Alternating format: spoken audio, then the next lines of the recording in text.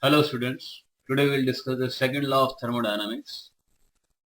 Now what is second law of thermodynamics? After the first law of thermodynamics, the second law of thermodynamics came into being, and it was stated by different scientists in different way. Like Clausius said it in a different manner, Thomson said it in a different manner, Kelvin Planck said it in a different manner. All the scientists told their views, and whatever they told, all the statements of the second law have the same meaning.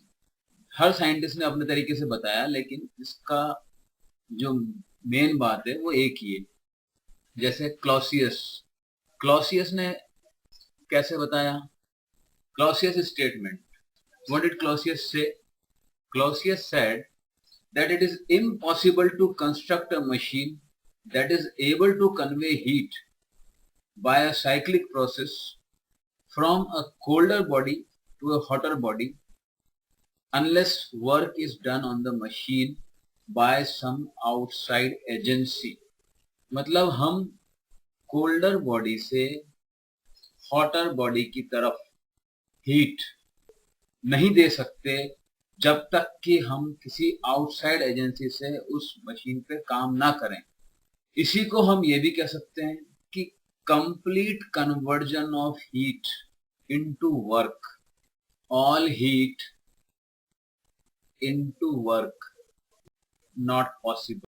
Conversion of all heat into work is impossible without leaving some effect elsewhere.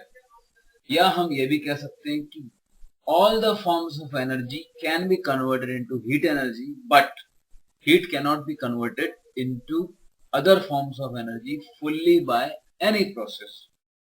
हम सारी जितने भी forms हैं energy के, उनको heat में convert कर सकते हैं, बट हीट को अदर फॉर्म्स ऑफ एनर्जी में कंप्लीटली कन्वर्ट करना है वो पॉसिबल नहीं है. That is Clausius statement. इसी सेकंड लॉ ऑफ थर्मोडायनामिक्स को थॉमसन ने कैसे बताया? थॉमसन ने कहा कि heat of the coldest body, जो कोल्डेस्ट बॉडी है, the heat of the coldest body among those participating in a cyclic process cannot serve as a source of work. मतलब कोई भी साइक्लिक प्रोसेस है, उसमें बहुत सारी बॉडीज हैं, उसमें जो कोल्डेस्ट बॉडी होगी वो बॉडी सोर्स ऑफ वर्क की तरह काम नहीं कर सकती. ये थॉमसन का स्टेटमेंट है. इसी सेकंड लॉ ऑफ थर्मोडायनामिक्स को केल्विन प्लांक ने कैसे बताया? Kelvin Planck said, it is impossible by means of inanimate material agency to derive mechanical work or effort from any portion of matter by cooling it below the temperature of the coldest of the surrounding object. Kelvin Planck ने ये कहा कि ये impossible है हम ये derive कर लें किसी भी इनएनिमेट मटेरियल एजेंसी से कि हम मैकेनिकल वर्क डिराइव करें. किस तरह से डिराइव करें? कि जो हमारी कोल्डेस्ट बॉडी है उससे भी हम नीचे उस मशीन को कूल कर दें. इसको ऐसे भी लिख सकते हैं कि it is impossible to construct a heat engine of 100% thermal efficiency. 100% thermal efficiency का हीट इंजन बनाना इम्पॉसिबल है. या इसी बात को और हम तरीके से कहें कि entropy of the universe increases in a spontaneous process and remains unchanged in an equilibrium process.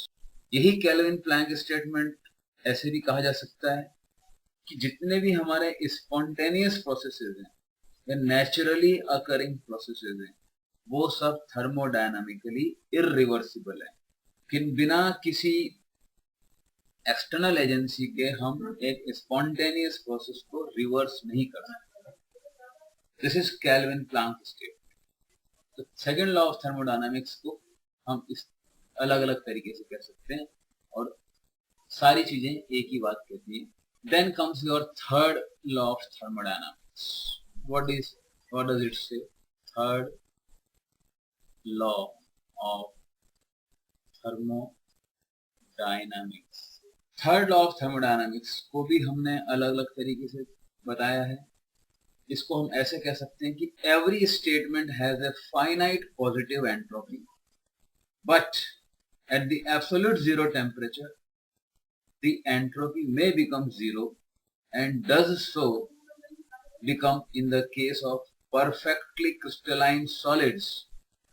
मतलब क्या है इसका कि कोई भी हमारा सब्सटेंस है उसकी एक फाइनाइट पॉजिटिव एंट्रोपी होती है, लेकिन अगर हम उसका टेम्परेचर एब्सोल्यूट जीरो कर दें तो वो एंट्रोपी की जीरो हो जाएगी.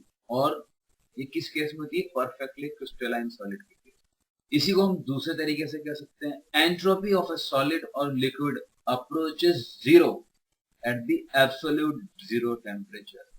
कोई भी बॉडी है अगर वो एब्सोल्यूट जीरो टेम्परेचर की तरफ जाएगी तो उसकी एंट्रोपी जीरो की तरफ जाएगी. इसी को हम ऐसे भी कह सकते हैं, it is impossible by any method, no matter how idealized it is, to reduce the temperature of any system to the absolute zero in a finite number of operations. मतलब कि ये इम्पॉसिबल है कि हम किसी भी सिस्टम का temperature जो है कितना कर दें? एब्सोल्यूट जीरो कर दें. रिड्यूस करके हम उसको एब्सोल्यूट जीरो तक ला दें, ये इम्पॉसिबल है. So this is third law of thermodynamics.